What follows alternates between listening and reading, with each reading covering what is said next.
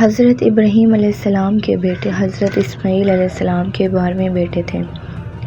ان کی نسل اکثر اتنی ہوئی کہ مکہ مکرمہ میں نہ سما سکی اور پورے حجاز میں پھیل گئی۔ ان کے ایک بیٹے کدار کی اولاد میں عدنان ہوئے۔ عدنان کے بیٹے ماد اور پوتے کا نام نزار تھا۔ نزار کے 4 بیٹے تھے، ان میں سے ایک کا نام مضر تھا۔ مضر کی نسل سے قریش بن مالک پیدا ہوئے۔ یہ فار بن مالک بھی کہلاتے ہیں۔ قریش کی اولاد بہت ہوئی، ان کی اولاد مختلف قبیلوں میں بٹ گئی۔ ان کی اولاد قصہ نے اقداد حاصل کیا۔ قصہ کے آگے 3 بیٹے تھے، ان میں سے ایک ابن مناف تھے جن کی اگلی نسل میں ہاشم پیدا ہوئے۔ ہاشم نے مدینہ کے ایک سردار کی لڑکی سے شادی کی۔ ان کے یہاں ایک لڑکا پیدا ہوا، ان کا نام شیبہ رکھا گیا۔ یہ پیدا ہی ہوا تھا کہ ہاشم کا انتقال ہو گیا۔ ان کے بھائی مطلب مکہ کے حاکم ہوئے۔ ہاشم کا بیٹا مدینہ منورہ میں پرورش پاتا رہا۔ جب مطلب کو پورا معلوم ہو گیا کہ وہ جوان ہو گیا ہے تو بھتیجے کو لینے کے لیے خود مدینہ گئے۔ اسے لے کر مکہ مکرمہ پہنچے تو لوگوں نے خیال کیا کہ یہ نوجوان ان کا غلام ہے۔ مطلب نے لوگوں کو بتایا یہ ہاشم کا بیٹا ہے اور میرا بھتیجا ہے۔ اس کے باوجود لوگوں نے اسے مطلب کا غلام ہی کہنا شروع کر دیا۔ اس طرح شیبہ کو عبد المطلب کہا جانے لگا۔ انہیں عبد المطلب کے یہاں ابو طالب، حمزہ، عباس، عبداللہ، عبداللہب، حارث، زبیر، زرار اور عبد الرحمن پیدا ہوئے۔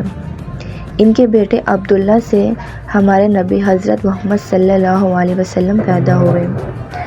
عبد المطلب کے تمام بیٹوں میں حضرت عبداللہ سب سے زیادہ خوبصورت اور سب سے زیادہ پاک دامن تھے۔ عبد المطلب کو خواب میں زمزم کا کنواں کھودنے کا حکم دیا گیا، یعنی حضرت اسماعیل علیہ السلام کے اس کنویں کو قبیلہ جرہم کے سردار مزاز نے پاٹ دیا تھا۔ قبیلہ جرہم کے لوگ اس زمانے میں مکہ کے سردار تھے، بیت اللہ کے نگران تھے۔ انہوں نے بیت اللہ کی بے حرمتی شروع کر دی۔ ان کا سردار مزاز بن عمرور تھا۔ وہ اچھا آدمی تھا۔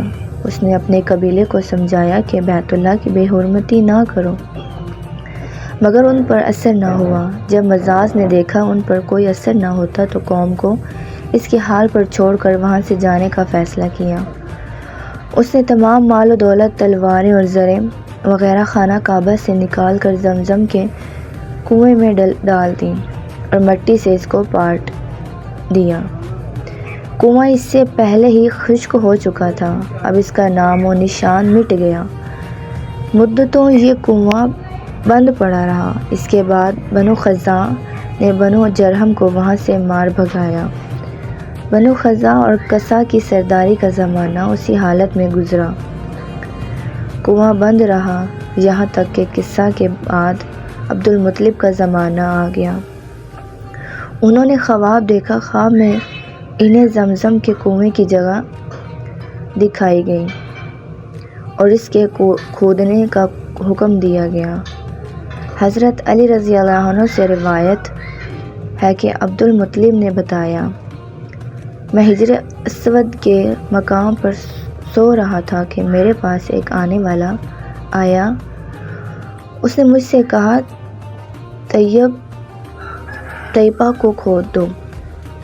میں نے اس سے پوچھا طیبہ کیا ہے، مگر وہ کچھ بتائے بغیر چلا گیا۔ دوسری طرف رات بھر خواب میں وہی شخص آ کہنے لگا برا کو کھودو۔ میں نے پوچھا برا کیا ہے، وہ کچھ بتائے بغیر چلے گیا۔